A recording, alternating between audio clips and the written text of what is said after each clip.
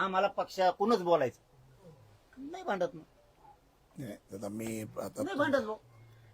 लाड भाऊ मी तळतळीनं बोललो, मी एवढं तळतळीने बोलत नाही, मी मी- डायरेक्ट अंगावर जायची क्षमता ठेवतो. मी तुमची भावना समजलो होतो. नाही वाटलं जाऊ मला- समाजातल्या लेकराला. माझ्या मला- समाजाच्या मी- लेकरांनी काय केलं नाही राव तुमचं. ऐका काय नाही केलं? तुमचं ऐकून मी भावना विवश झालो. मला एक सांगा, मी भावना ऐका विवेश करायला ऐका लाड ना भाऊ तुम्हाला बोलवलं नाही. दादा, मी एक इथं मिनिट बोलतच ऐका नाही ना कोणाला. दादा, माझं एक मिनिट ऐका ना. मी तुमचा भाऊ म्हणून इथे आलो, मी तुम्हाला भाऊ म्हणून शब्द देतो. जसं तुम्हाला मंत्री, मी काय मंत्री नाही, पण माझ्या कॅपॅसिटीमध्ये ज्या ज्या वेळेला तुम्ही मला फोन कराल त्या त्या वेळेला ते काम करायचा प्रयत्न मी करीन. तुमच्या ज्या भावना मला 8-9 गोष्टी तुम्ही मला सांगितल्यात, माझी लोक रेकॉर्डही करतायत आणि माझी मेमरी तेवढी शार्प आहे.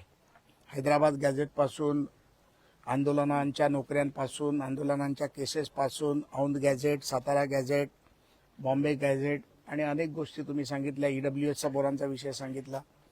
ह्या विषयावरती निश्चितपणे मी पुन्हा तुमच्याकडे येतो आणि 100% तुम्ही जे बोलता, आज मी तुम्हाला पहिल्यांदा ऐका ना दादा, मी तुम्हाला पहिल्यांदा वैयक्तिक ऐकलं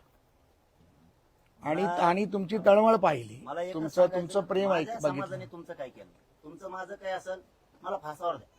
मी पण माझ्या तुमच्या समाजाचा समाजाचाच आहे ना विकास दादा. दादा मी पण तुमच्या म्हणून तुम्हाला समाजात. बोलिलं. तुमचा एक शब्द अंतरावलीत घेऊन आलाय तुम्हाला, एक शब्द फक्त. मी पण मराठा आहे आणि माझ्या समाजाचं कल्याण होणार असलं ना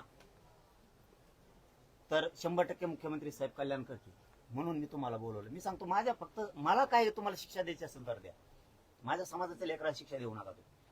कारण ह्या समाजाने सगळ्या दुनियेसाठी केलं, सगळ्या दुनियेसाठी केलं, जगाच्या पाठीवर लढले.